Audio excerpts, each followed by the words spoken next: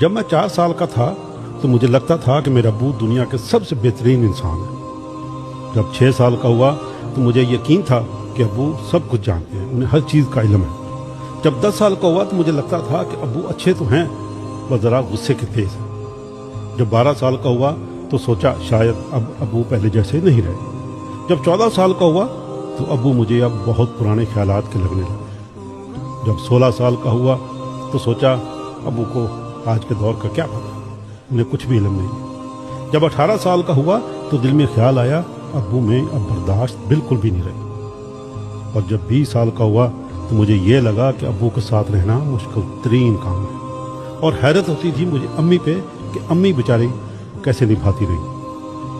और जब 25 साल का हुआ तो लगता था कि अब्बू को मेरी हर बात पे और मेरे हर काम पे इतराज़ है। जब 30 साल का हुआ तो सोचा अब्बू के साथ इत्तेफाक राय नामुमकिन है। शायद दादा जान को भी अब्बू से यही शिकायत रही होगी। फिर जब 40 साल का हुआ तो महसूस हुआ कि अब्बू ने हमारी परवरिश बहुत असूलों से की थी और मैं भी अपने बच्चों को अब ऐसा ही बनाना चाहता हूँ। जब 45 साल का हुआ तो बड़ा ताज्जुब हुआ कि अब्बू ने हम सबको कैसे संभाला था। जब 50 साल का हुआ तो सोचा बच्चों की तरबियत कितना मुश्किल काम है। पता नहीं अब्बू ने हमें बड़ा करते हुए कितनी मुश्किलें की गुजरे होंगे, कितनी रातें जाग कर गुजारी होंगी। और जब 55 साल का हुआ तो एहसास हुआ अब्बू कितने दाना ज़हीन और कितने समझदार इंसान थे।